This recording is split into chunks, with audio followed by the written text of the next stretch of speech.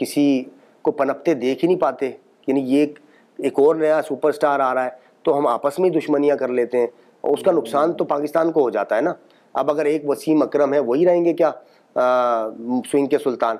क्या जुनैद खान को ही हक नहीं था कि वो भी बन जाए स्विंग के सुल्तान? शाहीन आफरीदी की प्रेस कॉन्फ्रेंस भी हम देख रहे थे, हमने देखी मैच के बाद, तो उसमें भी उनकी जो स्ट्रेंथ नहीं आई, बिल्कुल भी नहीं आई। जो ना बॉडी लैंग्वेज है, ना पोस्चर है, कंफ्यूज्ड है, परेशान है। मेरे ख्याल से इस पे पीसीबी को सोचना चाहिए कि यार हमें आगे क्या करना है। 4 कैचेस छोड़ दिए खुशदिल शाह ने, उसके बाद देखा कि वो नर्वस हैं।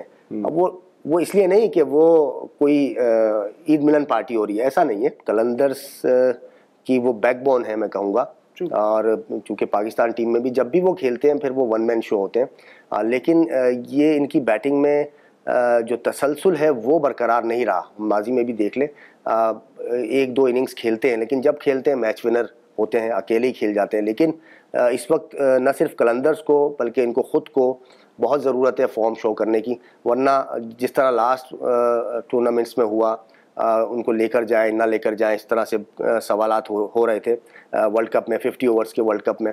उससे पहले भी T20 वर्ल्ड कप में फिर उन्हें ओपन नहीं कराई जा रही, वहाँ भी उनको मिडल ऑर्डर्स में खिलाया जा रहा था। तो मैं समझता हूँ कि फ़खर जमान को भी अपने ऊपर थोड़ा सा नज़रसानी करने की ज़रूरत है।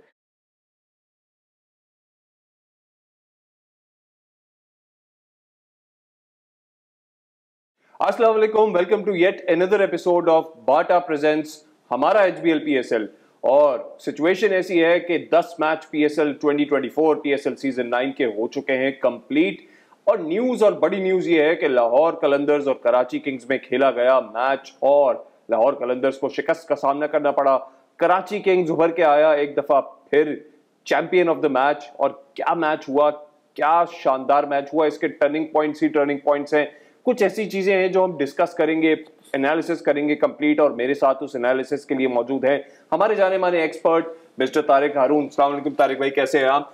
शुरुआत करते हैं, पहले जरा कुछ स्टैट्स पे ओवरऑल नजर डाल दें। सिचुएशन ऐसी बनी कि कराची किंग्स और लाहौर कलंदर्स के मैच में कराची किंग्स ने टॉस जीता और एक वाइज डिसीजन लिया बैटिंग करने का। पहले बैटिंग करेंगे, स्कोर देंगे, उसके बाद क्योंकि मेरे ख्याल से कराची किंग्स में की थिंकिंग ये चल रही थी शायद कि बॉलिंग अटैक लाहौर कलंदर्स का कुछ ऐसा हुआ है कि उसको वो बड़ी आसानी से फेस कर सकते हैं, चेस कर सकते हैं। सो कराची किंग्स ने पहले बॉलिंग करने का फैसला किया और वो फैसला बड़ा कारगर साबित हुआ। शुरू के 15 ओवर्स में, आखिरी 5 ओवर्स में मैच पलट गया और एक बड़ा स्कोर 175 रन का टारगेट, 175 रन किए लाहौर कलंदर्स ने और 176 का टारगेट दिया। और ये टारगेट कराची किंग्स ने मुकर्रर 20 ओवर में कंप्लीट कर लिया। बड़ा एक्साइटिंग मैच था, हमें सुपर ओवर पे जाता हुआ लग रहा था। बात करते हैं तारिक साहब से, उनका एनालिसिस क्या है कि वो क्या समझते हैं, क्या रहा इस मैच के अंदर। तो तारिक भाई बताइए, इस मैच को कैसे देख रहे हैं? जी, पहले तो वालेकुम अस्सलाम, आपने सलाम किया था उसका जवाब। मैच बहुत ही ज़बरदस्त हुआ from the point of view, अगर हम as a fan, as a audience उसको देखते हैं। लेकिन एनालिसिस जब किए जाएंगे तो जाहिर है बहुत सारे लैप्सेस, बहुत सारी मिस्टेक्स वो देखने में आई हैं दोनों साइड से। लेकिन इन दी एंड बेटर टीम जो है वो विंस, और लक भी उनकी फेवर कर रहा था। और कुछ डिसीजंस हमने पहले भी डिस्कस किया है कि शाह अफरीदी जो है वो अपने डिसीजन मेकिंग में वो मिस्टेक कर गए हैं पहले मैचेस में। तो इस मैच में फिर उनकी किस्मत ने उनको साथ ही नहीं दिया, टॉस भी नहीं जितवाया। उसके बाद उनके कुछ फील्डिंग में इंजरीज आ गई बॉलर्स को, तो वो चीज़ें भी उनके अगेंस्ट चली गई। लेकिन डिसीजन मेकिंग फिर भी वो मिस्टेक कर गए हैं। लास्ट ओवर जहाँ पर हम देख रहे थे कि एक पार्ट टाइमर का आया है, तो वहाँ पर एक मुस्तनद बॉलर को लास्ट ओवर करना चाहिए था। ये बहुत बड़ी मिस्टेक कर गए शाहीन अफरीदी। और दूसरी जानिब कराची किंग्स, उन्होंने जैसा कि आपने कहा कि पहला पावर प्ले बहुत अच्छा बॉलिंग में कंट्रोल किया और उसके बाद इन कंट्रोल था। लेकिन साहिबजादा फरहान, उनकी इनिंग्स जो थी वो मैं कहूँगा कि वो ले गई थी बहुत ही अच्छे टोटल की तरफ।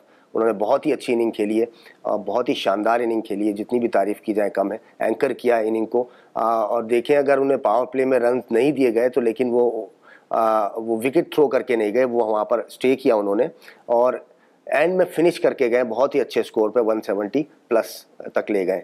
इसके साथ साथ जो पॉजिटिव मैं इसमें से कहूँ कि कराची किंग्स की जानिब से जो 2 एक्सपीरियंस कैंपेनर्स की जो इनिंग थी वो आउटस्टैंडिंग थी। वो यंगस्टर्स के लिए जो है ना वो लर्न करने वाली एक पार्टनरशिप थी, जो कि कराची किंग्स को दोबारा मैच में ले आई। 4 विकेट्स बहुत जल्दी ले ली थी कलंदर्स ने और वो मैच में वापस ले आई थी उनको, और गो के वो आउट हो गए थे क्रूशल टाइम में, लेकिन इतना आसान कर गए थे कि इनकी टेल ने ये स्कोर जो है वो इन दी एंड जाकर वो बाय लक कह लें या बाय स्ट्रेटजी कह लें, वो इन्होंने चेस किया। तो बहुत अच्छा मैच देखने में आया, इस पर फर्दर डिस्कस करते हैं। स्ट्रेटजी से ज्यादा कुछ लक काम में आई। 22 के रन मिल गए, 2 बाउंड्रीज 22 पे मिल गई। शोएब मलिक और पोलार्ड ने स्ट्रेटजाइज किया, वहां तक तो स्ट्रेटजी नजर आई कराची किंग्स की। लेकिन उससे पहले लाहौर कलंदर्स की तरफ वापस जाऊंगा मैं।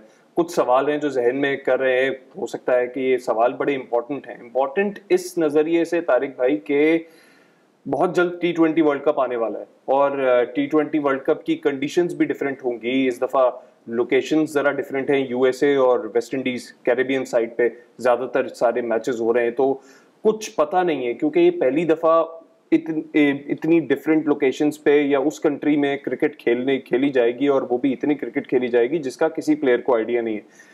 हमारे कैप्टन है T20 पाकिस्तान टीम के शाहीन आफरीदी। आपने अभी जिक्र किया कि शाहीन आफरीदी की कैप्टनसी में लैप्सेस नजर आए, जो हम देख रहे हैं कि नजर आ रहे हैं, सिर्फ कैप्टनसी में नहीं शायद उनकी बॉलिंग में भी। और जो एक डुओ है शाहीन आफरीदी और हारिस रऊफ का, वो हमें उस तरह से इंटैक्ट नजर नहीं आ रहा। ये अच्छे साइंस है पाकिस्तान नेशनल टीम के लिए as a captain Shaheen Afridi lead करें T20 स्क्वाड को?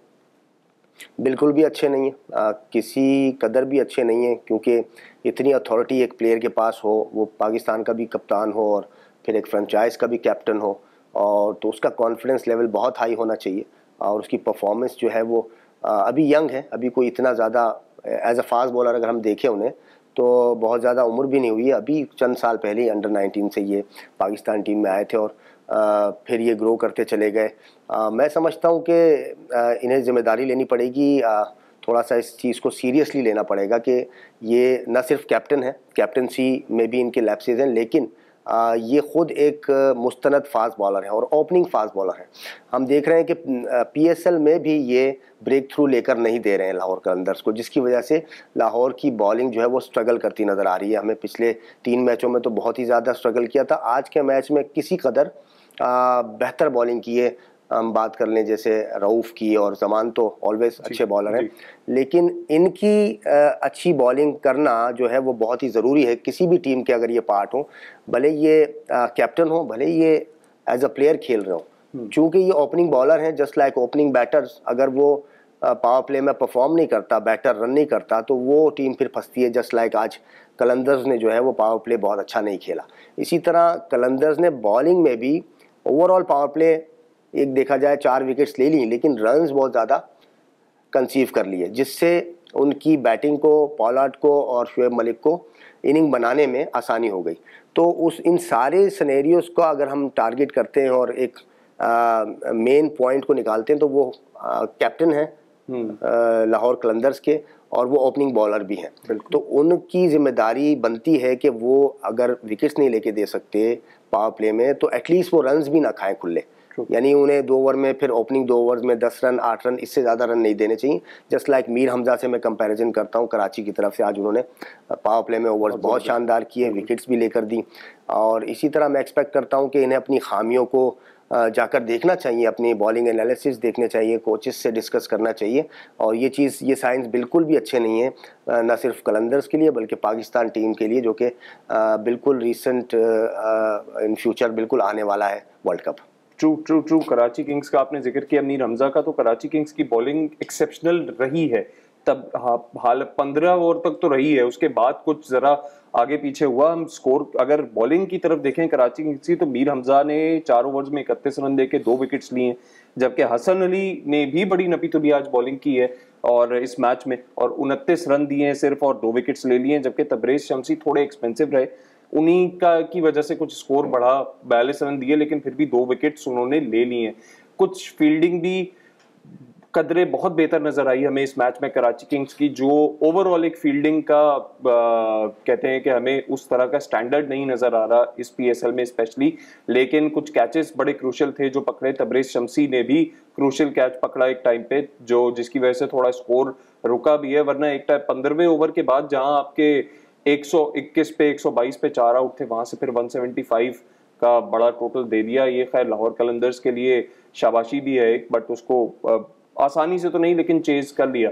लेकिन इसी तरह लाहौर कलंदर्स में फिर हम देखें तो हमारी पाकिस्तान टीम का एक और पिलर जो कि माने जाते हैं बैटिंग साइड पे, क्योंकि लाहौर कलंदर्स की टीम जो है वो मेरी नज़र से पाकिस्तानी जो टीम है उसके स्टार से भरी हुई है। Shaheen Afridi, Haris Rauf and then Fakhar Zaman. फ़खर जमान तो कुछ समझ नहीं आ रहा, चाहे वो इंटरनेशनल मैचेस भी हो जाए या हमारे पीएसएल के मैचेस हो जाए। एक कहा जाता है कि बैट पैच आ गया या फॉर्म अच्छी नहीं चल रही, लेकिन वो बैट पैच तारिक भाई को ख़त्म होने का टाइम है या नहीं है? हाँ, बहुत अच्छा क्वेश्चन किया आपने। बिल्कुल क्वेश्चनेबल है उनकी परफॉर्मेंस, और 4 मैचेस गुजर गए हैं। कलंदर्स की वो बैकबोन है मैं कहूँगा, और चूँकि पाकिस्तान टीम में भी जब भी वो खेलते हैं फिर वो वन मैन शो होते हैं, लेकिन ये इनकी बैटिंग में जो तसलसल है वो बरकरार नहीं रहा। माजी में भी देख लें, 1-2 इनिंग्स खेलते हैं लेकिन जब खेलते हैं मैच विनर होते हैं, अकेले ही खेल जाते हैं। लेकिन इस वक्त न सिर्फ कलंदर्स को बल्कि इनको ख़ुद को बहुत ज़रूरत है फॉर्म शो करने की, वरना जिस तरह लास्ट टूर्नामेंट्स में हुआ, उनको लेकर जाए ना लेकर जाए इस तरह से सवालात हो रहे थे वर्ल्ड कप में, 50 ओवर्स के वर्ल्ड कप में। उससे पहले भी T20 वर्ल्ड कप में फिर उन्हें ओपन नहीं कराई जा रही, वहाँ भी उनको मिडिल ऑर्डर्स में खिलाया जा रहा था। तो मैं समझता हूँ कि फ़खर जमान को भी अपने ऊपर थोड़ा सा नज़रसानी करने की ज़रूरत है। अगर वो इन्फॉर्म नहीं है तो उन्हें स्टे करके एक इनिंग बिल्ड करनी चाहिए, जस्ट लाइक साहिबजादा फरहान जैसा कि आज खेले। थोड़ी सी मैच्योरिटी दिखानी चाहिए, चूँकि कोई यंगस्टर नहीं है, नए न्यूकमर नहीं है, बहुत अरसे से इंटरनेशनल क्रिकेट खेल रहे हैं और वेल रिनाउंड बैट्समैन है। उनको चाहिए कि वो अपनी जो स्टाइल है उस पर और अपने पेशेंस पर थोड़ा सा वर्क करें, जहाँ पर वो जो एक बैट्समैन है उसको स्ट्राइक रेट का कभी भी इशू नहीं होता। वो कभी भी 1 ओवर में 2 ओवर में मैच को पलट सकते हैं, वो इस तरह के बैटर हैं। तो मैं समझता हूँ कि उन्हें ज़रूर रिव्यू करना चाहिए, अपनी बैटिंग स्टाइल को देखना चाहिए कि वो कहाँ पर गलती कर रहे हैं, कहाँ पर वो अपनी फॉर्म को कंसिस्टेंट कर सकते हैं। कंसिस्टेंट परफॉर्मर्स चाहिए हमें पाकिस्तान टीम के लिए, ख़ास तौर पे मैं कहूँगा। पीएसएल अगर हो रही है या डोमेस्टिक क्रिकेट हो रही है, वो इसलिए हो रही है कि पाकिस्तान टीम जब कभी टूर्स पे जाए या कोई टीम यहाँ आए या इंटरनेशनल क्रिकेट में कोई सा भी टूर्नामेंट हो, तो वहाँ पर हमें परफॉर्मर्स मिलें, वर्ल्ड क्लास प्लेयर जो है वो अवेलेबल हो। तो मैं समझता हूँ कि फ़खर जमान की जो बैटिंग फॉर्म है वो तशवीश का बाइस है कलंदर्स के लिए। वो तभी हर मैच में मैं समझता हूँ कि वो 15-20 रन शॉर्ट होते हैं वो बैटिंग में, जिसकी वजह से वो हार जाते हैं। उनकी बॉलिंग तो आप देखें तो वो वर्ल्ड क्लास बॉलिंग है। ऑलमोस्ट पाकिस्तान टीम की जो कोर है वो लाहौर कलंदर्स के पास है।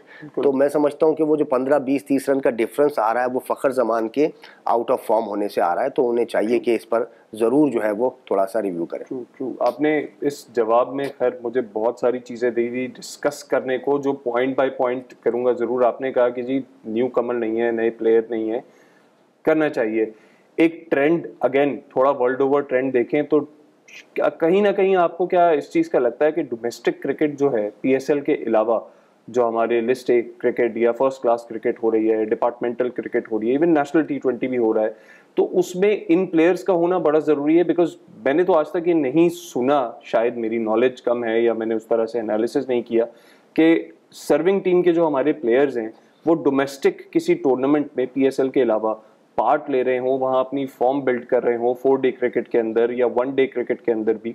जबकि अगर हम बाकी टीम्स को देखें, कंट्रीज़ को देखें, इंडियन टीम को देखें, जो उनके करंट प्लेयर्स भी बड़े नाम भी हैं, even for that matter Virat Kohli, Rohit Sharma, ये पूरे डोमेस्टिक के सीजन्स भी खेल रहे होते हैं इंटरनली, जो कि इतने ज़्यादा मीडिया के ऊपर हाइप नहीं है, लेकिन वो ज़रूरी है।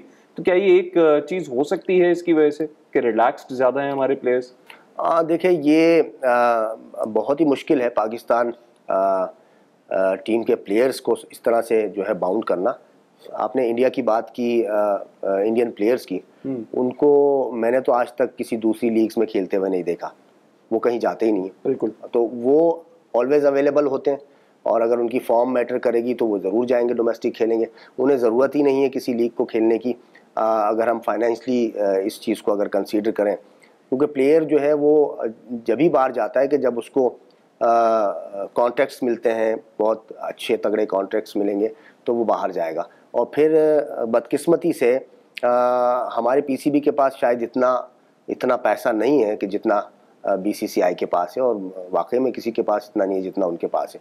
तो उनके प्लेयर्स जो हैं वो बाहर नहीं जाते। पीसीबी की जो पॉलिसी है वो ये है कि एक सेंट्रल कॉन्ट्रैक्ट वो रख देते हैं सामने, और वो कहते हैं कि भाई आप ये साइन करना चाहते हैं, अगर ये साइन करेंगे तो उसमें ये शिक ज़रूर मौजूद है कि अगर आप ये साइन करते हैं कॉन्ट्रैक्ट को तो फिर आप अवेलेबल होंगे हमारे हर डोमेस्टिक क्रिकेट के लिए भी, और पाकिस्तान के लिए तो होना ही है, ऑब्वियस है, लेकिन डोमेस्टिक क्रिकेट भी आपको ज़रूर खेलनी है।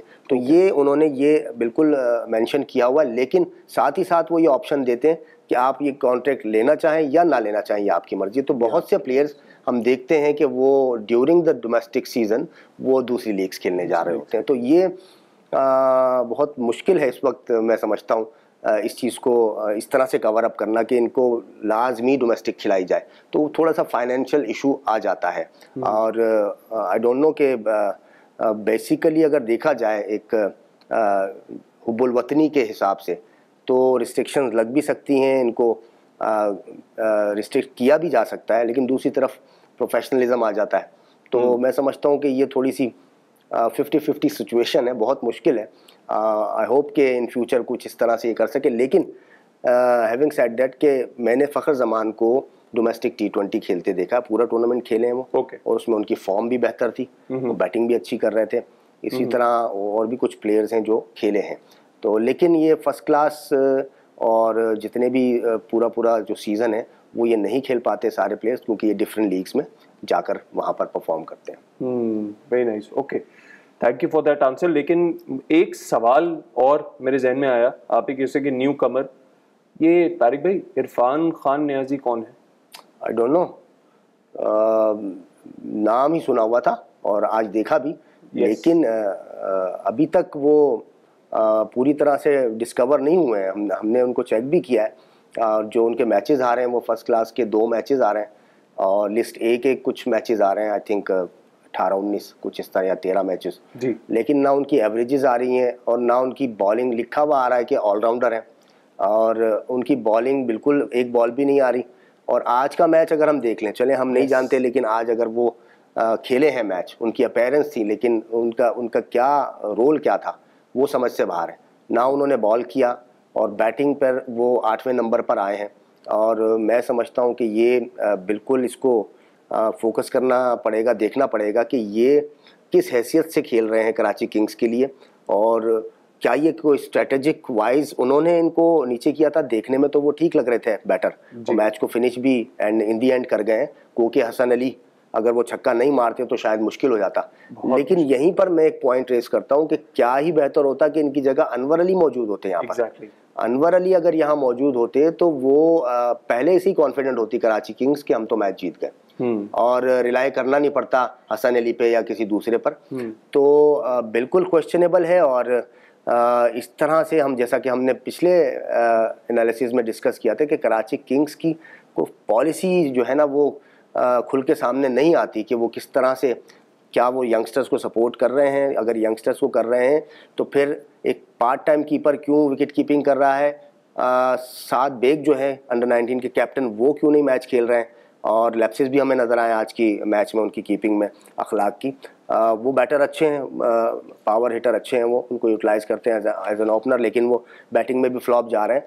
तो कहने का मकसद ये है कि किसी किस्म की कोई सीधी कोई पॉलिसी जो होनी चाहिए फ्रेंचाइजीज की, वो समझ में नहीं आ रही पॉलिसी इनकी। आगे चल के देखते हैं कि कहाँ ये चीज़ों को बेहतर करते हैं, अगर एज अ टीम की परफॉर्मेंस वाइज, एज अ उस फ्रेंचाइज के जो फ्राइजेज हैं उसको भी अंजाम देते हैं कि नहीं देते हैं, कि जो इमर्जिंग प्लेयर्स रखे हुए हैं उन्हें भी मौके फराम करते हैं, को पाकिस्तान को कोई नया स्टार बना के देने की पोजीशन में आते हैं कि नहीं आते हैं। देखते हैं आगे क्या होता है। लेकिन लक की आपने बात करी, वाकई लक थी कि कराची किंग्स ये मैच जीत गई। मेहनत थी, शोएब मलिक और पोलार्ड की पार्टनरशिप को हम बिल्कुल डिमीन नहीं कर रहे किसी भी सूरत। उन्होंने मैच कराची किंग्स के लिए सेटल करके दे दिया एक बड़े स्कोर के बाद, जब विकेट्स पे विकेट्स डाउन हो रही थी कराची किंग्स की। बट अगेन बात वहीं आ जाती है कि आपके 2 बाइज और हसन अली का एक छक्का, ये है जो जिसने कराची किंग्स को मैच विनिंग कंडीशन में लेके आ गए। शाहीन आफरीदी की प्रेस कॉन्फ्रेंस भी हम देख रहे थे, हमने देखी मैच के बाद, तो उसमें भी उनकी जो स्ट्रेंथ नहीं आई, बिल्कुल भी नहीं आई। जो ना बॉडी लैंग्वेज है, ना पोस्चर है, कंफ्यूज्ड है, परेशान है। मेरे ख्याल से इस पे पीसीबी को सोचना चाहिए कि यार हमें आगे क्या करना है। कैप्टनसी में आपको लगता है अगर पाकिस्तान T20 की एक दफा से हम उस पॉइंट को अगर टच कर लें दोबारा से कि वर्ल्ड कप होने वाला है, I am more interested because people will be more interested, क्योंकि वर्ल्ड कप है जून में। तो वर्ल्ड कप के लिए आपको लगता है कि कोई और कैंडिडेट भी हो सकता है ऐसा जो कैप्टनसी के फराइज अंजाम दे ले बेहतर तरीके से as compare to Shaheen Afridi? No offence to Shaheen Afridi, he is a legend, he is becoming a legend, he has the potential to become a legend, but right now he is facing some challenges. I think पहले ही रिजवान को बना देना चाहिए था।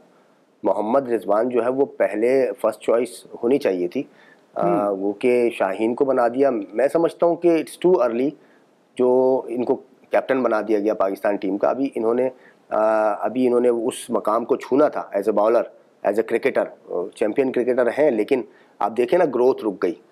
वो जिस तरह से ऊपर जा रहे थे, वर्ल्ड क्लास होने जा रहे थे, हो गए थे ऑलमोस्ट, लेकिन आप देखें उसके बाद उनकी परफॉर्मेंसेस में फ़र्क आना शुरू हो गया। तो अभी भी टाइम है, जैसा कि आपने कहा, अभी भी टाइम है। स्ट्रेट अवे इनको देखना चाहिए। मोहम्मद रिजवान बहुत अच्छी चॉइस है, और जिस तरह से वो लेड करते हैं टीम को, आप देखें जिस तरह से प्लेयर्स में उनकी रिस्पेक्ट होती है, जिस तरह से वो ऑनरशिप और लीडरशिप को डिवाइड करते हैं और रिस्पेक्ट देते हैं। हमने देखा कि किसी प्लेयर से बैड परफॉर्मेंस हो जाती है इन द फील्ड, वो इन द फील्ड अपनी पोजीशन छोड़कर बाउंड्री पे जाकर उससे गले लगाते हैं और उसे ऑनरशिप देते हैं, लीडरशिप देते हैं। 4 कैचेस छोड़ दिए खुशदिल शाह ने। उसके बाद देखा कि वो नर्वस हैं। अब वो इसलिए नहीं कि वो कोई ईद मिलन पार्टी हो रही है, ऐसा नहीं है। हो ये रहा है कि उसे पता है बीइंग ए कैप्टन कि इस वक्त ये अंडर प्रेशर है, और मजीद अगर कोई ऐसा प्रेशर आया, कोई कैच आता है इसके पास या कोई ऐसी बॉल आती है, तो मजीद इससे छूट कर ये टीम का नुकसान ना हो जाए। बिल्कुल। तो एज ए कैप्टन उनकी जो स्ट्रेटजी है, जो प्लानिंग है, और जो सोशल होते हैं वो प्लेयर्स के साथ, वो हमने पिछले 2-3 साल से हम देख रहे हैं मुल्तान सुल्तान की टीम में उनकी कैप्टनसी को लेकर। तो उनमें खुसूसियात तो बहुत मौजूद हैं as a leader. I don't know कि पीसीबी को क्यों नज़र नहीं आई कैप्टन बनाते वक्त। तो लेट्स सी दोस्ती की वजह से तो नहीं कि उनकी दोस्ती एक्स कैप्टन से ज़्यादा है, तो इसलिए कुछ ये एंगल होता है, या ऐसा एंगल नहीं होता? मैं कोई बेकार बात कर रहा हूँ? नहीं, हो तो सकता है, एंगलिंग तो होती है, लेकिन यहाँ पर दोस्ती की वजह नहीं हो सकती। आई थिंक थोड़ा सा आई डोंट नो, मुझे ये बात कहनी चाहिए या नहीं, क्योंकि एक कंट्रोवर्सी हुई थी पिछले दिनों, जिसमें ये रिजवान, बाबर और इन्होंने जो है वो मना किया था एक सीरीज में एक टाइटल स्पॉन्सर को जो है उनको उनका लोगो लगाने से, चूंकि वो जाहिर है उनके पास इसका आंसर भी मौजूद था, उन्होंने दिया कि भाई हमें अलाउड नहीं है। उन्होंने बहुत जगहों से मालूम भी करवाया था, तो उसकी वजह से भी काफ़ी चीज़ें जो है वो उनको उनके खिलाफ गई हैं। जाहिर है इस वक्त क्रिकेट में स्पॉन्सरशिप जो है वो बहुत मैटर करती है, और 2 चीज़ें जो है वो पैरेलल आ गई थी। कहने का मकसद ये है कि कुछ चीज़ें इनके अगेंस्ट गई हैं। आई होप सो कि कहीं वहाँ से प्रेशर हो सकता है कि आई डोंट नो, मतलब मुझे नहीं मालूम, लेकिन वो चीज़ें इनके अगेंस्ट गई performance wise, as a player, as a fighter, as a performer. अगर बाबर नहीं था तो दूसरा कौन था? रिजवान था। स्टेबिलिटी चाहिए होती है, और आपने बड़े अच्छे तरीके से उसको कैप किया कि सोशल चाहिए होता है। हम उनको विकेट कीपिंग में भी देखते हैं कि कोई 1 मिनट ऐसा नहीं होता जब वो अपना इनपुट ना दे रहे हों, और डिसीजन लेने में भी तेज हैं। जहां हमें दूसरे कैप्टन्स कुछ एक रिव्यू लेने में, बड़ी सिंपल सी चीज़ है, थोड़े से डिलेड नजर आते हैं, रिजवान के इंस्टिंक्ट्स मैं तो कहूँगा तेज हैं। ठीक है, उनके रिव्यूज कभी कभी सिचुएशन होती है कि वो डिफरेंट तरीके से जज कर रहे हैं, but that's why reviews are for. कि अगर आप कॉन्फिडेंट नहीं हो या आप चेंज समझते हो डिसीजन के अंदर, so you can easily tell the third umpire to use the technology and decide that. Tariq भाई, लाहौर कलंदर्स के ऊपर ही जरा फोकस करें, अपना हम रखें तो मोहम्मद अखलाक जो इनके विकेट कीपर हैं, if I am not mistaken Karachi Kings के, सॉरी कराची किंग्स पे फोकस करें तो Mohammad Ikhlaq wicket keeping part time wicket keeper, again वो पार्ट टाइम विकेट कीपर हैं, फुल टाइम विकेट कीपर क्या कराची किंग्स के पास कोई है नहीं, और अगर है तो कहाँ है, क्यों छुपे हुए? देखिए विकेट कीपर बैटर हमने डिस्कस किया कि साद बेग जी, जो पाकिस्तान अंडर 19 के कैप्टन और रीसेंट जो सीजन उनका फिनिश हुआ था उसमें वो टॉपर थे बैटिंग के अंदर, और आई थिंक विकेट कीपिंग में भी शायद टॉप थे। वो मौजूद हैं, उनको एक मैच दिया गया और वो फेलियर आया। यंगस्टर है, इमर्जिंग है, डेब्यू मैच था, फेलियर हो गया, कोई बात नहीं। सेकंड मैच थर्ड मैच में उन्हें नहीं खिलाया गया। अखलाक को खिला रहे हैं। अखलाक को हमने देखा है डोमेस्टिक में T20 मैचेस में वो विकेट कीपिंग के फ़राइज़ अंजाम देते हैं। चूँकि उनकी कीपिंग में फ्लॉज नज़र आ रहे हैं, वो जिस एक जेन्युइन कीपर होता है विकेट कीपर, वो उस तरह से उनका कुछ नज़र नहीं आया आज के मैच में भी और वैसे भी ओवरऑल। और बैटर वो बेटर हैं, वो पावर हिटिंग टाइप की बैटिंग करते हैं, तेज़ खेलते हैं, स्ट्राइक रेट उनका हाई होता है। लेकिन फिर यही कहूँगा कि ज़ाहिर है वो एक सीनियर प्लेयर हैं। तो यहाँ पर कराची किंग को हम डिस्कस जैसे पहले कर चुके थे कि पॉलिसी देखनी पड़ेगी अपनी कि क्या वो यंगस्टर को जो है वो बैक करेंगे, उन्हें प्लेटफॉर्म फराहम करेंगे या नहीं करेंगे। अगर अखलाक को ही खिलाना है, उनका फ्यूचर क्या है, वो पाकिस्तान टीम में कंसीडर हो सकते हैं as a wicket keeper batsman, जो कि दूर दूर तक कोई चांस नहीं है। Haris Khan second wicket keeper चल रहे हैं, सरफराज गो के अब थोड़ा सा पीछे हो गए। उसके बाद अगर किसी ने आना है, इनको आकर मैच करना है या इनको कंपटीशन देना है, तो वो साद बेग जैसे यंगस्टर्स ने आना है, विकेट कीपर बैटर्स ने, जो कि इतनी ब्रिलियंट परफॉर्मेंसेस करके आ रहे हैं। तो प्लीज़ इन्हें मत रोकें, इन्हें प्लेटफॉर्म फराहम करें ताकि ये उस इंटरनेशनल सिनेरियो को फील तो करें।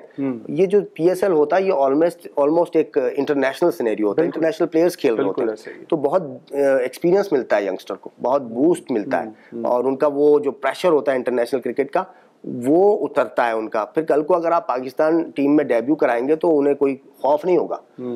तो ये इस वजह से हम इतनी बातें कर रहे हैं। बहरहाल फ्रेंचाइजीज हैं, उनकी अपनी पॉलिसीज़ हैं, और लेकिन चूंकि वो PSL है, पाकिस्तान सुपर लीग है, तो बीइंग पाकिस्तानी हमें तशवीश होती है अगर कोई भी चीज़ ऐसी हो कि जो किसी यंगस्टर की ग्रोथ रोकने के लिए हो जाए, बाय इंटेंशनली या अनइंटेंशनली हो जाए, लेकिन ये होना नहीं चाहिए। तो हमारा काम है कि उसको एनालाइज करना और अपनी खामियों को उस पर काबू पाकर हमें आगे निकलना है। पॉइंट आउट करना बहुत ज़रूरी है, कोई एक आवाज़ हो, क्योंकि अगर जब आप ऐसे मैनेजमेंट की बात करें, या आई एम श्योर उनके अपने डिसीजंस होंगे सबके, और उनके अपने वैलिड रीजंस भी होंगे, लॉजिक्स भी होंगी, but having perspectives make it very easier for you कि अच्छा यार एक पर्सपेक्टिव ये भी है कि इसको ट्राई किया जा सकता है। और अभी मैचेस बहुत सारे हैं, लेकिन लाहौर कलंदर्स के लिए क्या सफ़र ख़त्म हो रहा है, हो चुका है? 4 मैचेस स्ट्रेट हार गई है, डिफेंडिंग चैंपियन है PSL की ट्रॉफी की। तो क्या देख रहे हैं आगे, मुश्किलात मजीद बढ़ रही? देखें, ये जैसा कि आज का मैच हुआ है, तो इससे कुछ चीज़ें जो हैं वो जो ज़ाहिरी तौर पे स्क्रीन पे नहीं होती, लेकिन वो टीम की अपीयरेंस से, उनकी परफॉर्मेंसेस से वो चीज़ें सामने आना शुरू हो जाती हैं कि जैसा कि कैप्टन जो है वो इनके अंडर प्रेशर हैं लाहौर कलंदर्स के, उनकी अपनी परफॉर्मेंस अच्छी नहीं है, डिसीजन मेकिंग अच्छी नहीं हो रही, और आई थिंक मुझे ऐसा लगता है कि इनकी प्लेयर्स की जो मैनेजमेंट है, कैप्टन हो और साथ में कोचिंग स्टाफ, सपोर्ट स्टाफ, कहीं इनकी अंडरस्टैंडिंग तो नहीं ख़राब चल रही है सिलेक्शन के हवाले से। देख लें, जैसे कि आज आप देखें कि इतना बड़ा ब्लेंडर कैसे हो सकता है कि एक लास्ट ओवर जो है वो पार्ट टाइमर का आपने बचाया हो। तो इसमें पूरी की पूरी मैनेजमेंट, मैं सिर्फ कैप्टन को ब्लेम नहीं करूंगा, क्योंकि ये PSL हो रहा है, रोप पे ही बैठे हुए होते हैं सारे, यूं जा रहे होते हैं मशवरे, यूं एनालिसिस जा रहे होते हैं, 2-2 4-4 आपने जो है वो बिठाए हुए होते हैं वीडियो एनालिस्ट, और स्कोरर्स बैठे हुए होते हैं, और स्क्रीन भी चल रहा होता है, बोर्ड चल रहा होता है, सब कुछ आपके सामने होता है। तो इतनी बड़ी मिस्टेक कैसे हो गई? एक तो हम ये कह सकते हैं कि चले उनके वो जो लेफ्ट आर्म स्पिनर थे लिंडे, वो अनफिट हो गए थे जी। लेकिन अगर वो फिट भी होते तो ओवर उन्होंने ही करना था लास्ट। लेकिन रेड्डी की अपनी परफॉर्मेंस इस मैच के अंदर कोई खास नहीं रही। जी हाँ, मैं वही कहने जा रहा था कि 2 ओवर में 24 रन दिए हुए थे, तो वो तो कॉन्फिडेंट होते ही नहीं अगर वो होते भी।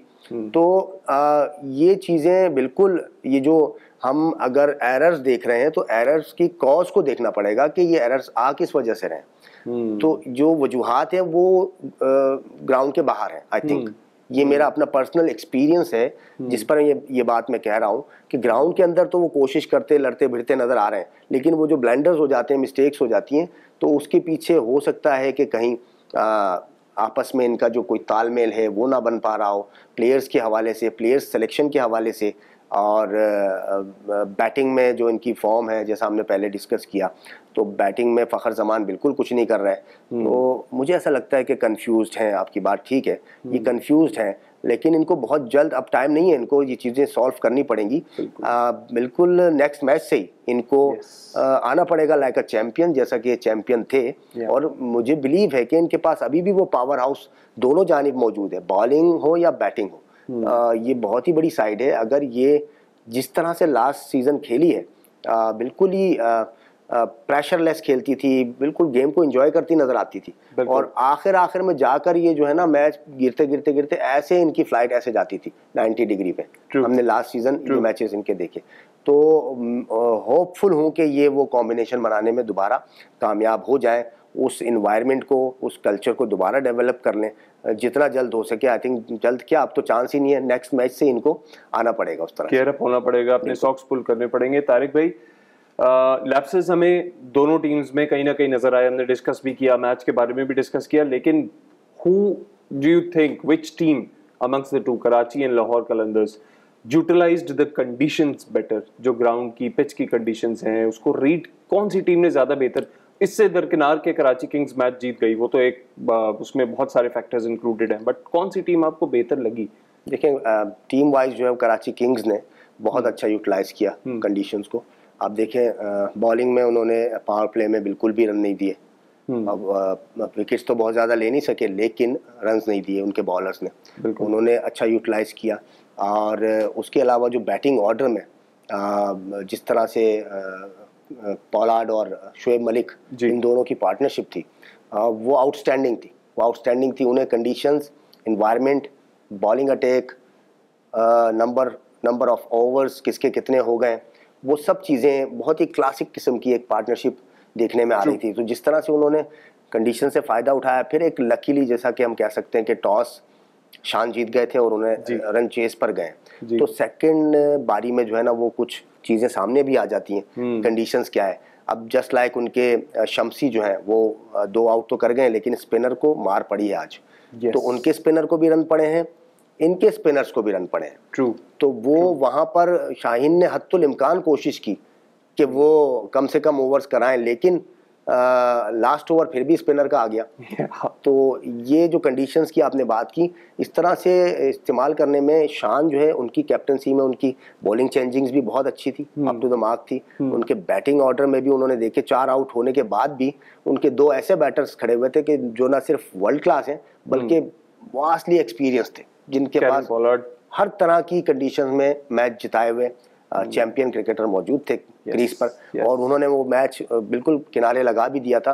उसके बाद वो आउट हो गए, वो उनकी मिस्टेक थी। अगर ये मैच हार जाता कराची, तो यहाँ पर फिर हम क्रिटिसाइज जरूर करते हैं उन दोनों को कि आप मैच बनाकर फिनिश करके क्यों नहीं गए। तो ये एक डिफरेंट स्टोरी है। लेकिन अगर कराची किंग्स जीती है तो वो उनकी एक बेहतरीन कैमियो से जीती है, अंडरस्टैंडिंग से जीती है। शोएब मलिक जो है वो एंकर करते रहे, और केवन पोलार्ड जो है उन्होंने अपना स्ट्राइक रेट गिरने नहीं दिया। 175 के स्ट्राइक रेट से उन्होंने एक match man of the match 50 score किया, और मैन ऑफ द मैच भी इस मैच के केवन पोलार्ड ही बने हैं। अच्छा, अखलाक की हमने बात की थी, मोहम्मद अखलाक की कराची किंग्स के, तो एक इंटरेस्टिंग चीज़ ये देखने में आई इस मैच में लाहौर कलंदर्स के साथ जो हुआ। मुझे नहीं लग रहा कि अब उनको अगले मैच में चांस मिलने वाला है। कैप्टन को वो रन आउट करवाया है, क्या ऐसा कुछ हो सकता है? शान मसूद को रड़ा, और शान मसूद बहुत गुस्से में थे, उन्होंने अपने गुस्से का इजहार भी किया ग्राउंड पे अखलाक के सामने, अखलाक की तरफ, कि ये सही चीज नहीं हुई, बिकॉज अखलाक की ही कॉल थी और उन्होंने गलत कॉल देके कैप्टन को काफी आगे तक बुला लिया था, और फिर खुद उन्होंने कहा नहीं रन नहीं लेना। तो खैर ये एक बात नहीं, देखिए इस पे मैं ज़रूर कमेंट्स करना चाहूँगा कि अगर तो ये रनआउट का जो इंसिडेंट है ये तो एक हादसाती तौर पे हो जाता है, मिसअंडरस्टैंडिंग, लेकिन अगर वो बाहर होंगे तो अपनी परफॉर्मेंस पे बाहर हो सकते हैं नेक्स्ट मैच में। बिल्कुल बिल्कुल बिल्कुल। अच्छा, मैं तारिक भाई आपके एक्सपीरियंस का थोड़ा सा फ़ायदा ज़रूर उठाऊंगा। एक सवाल है जो जहन में घूम रहा है शुरू से ही और काफ़ी अरसे से घूम रहा है। एक हमारे पास स्टार बॉलर थे पाकिस्तान के, Junaid Khan. Where is he? Any idea? PSL का पार्ट क्यों नहीं है यार? वो क्या हुआ है? बहुत अच्छा क्वेश्चन किया आपने। वो रीसेंट पास में वो पाकिस्तान अंडर 19 के bowling coach in the and बिल्कुल आखिर में वो गए हैं साथ। ओके, पीसीबी ने उनको ले लिया ऑन बोर्ड और बिल्कुल champion bowler, world class performer, उनका उस पीक पर, उस पोजीशन पर मंजर से गायब होना, ये एक बहुत बड़ा क्वेश्चन है। और बहरहाल देर आए दुरुस्त आए, तो उनकी क्रिकेट ही ख़त्म हो गई। अब अगर उनकी परफॉर्मेंस से, उनकी एक्सपीरियंस से अगर बॉलर्स को कुछ हेल्प हो सकती है तो पीसीबी को चाहिए, व्हाई नॉट। जो भी माजी में इनके इश्यूज़ रहे हों, ज़रूर कोई इशू हुआ होगा, वरना इस तरह से प्लेयर्स जो है वो बाहर नहीं होते। और जिन्होंने वर्ल्ड क्लास बैटर्स को जो है ना वो धूल चटा दी एक तरह से, जिस तरह से उन्होंने आउट किया था इंडिया में, इंडिया के अगेंस्ट, विराट कोहली हो, शर्मा हो, सबको वो ले गए थे उस स्पेल में। उसके बाद वो सुपरस्टार बॉलर बन के आए। हमारी बदकिस्मती यही है जरार कि हम संभाल ही नहीं पाते, किसी को पनपते देख ही नहीं पाते।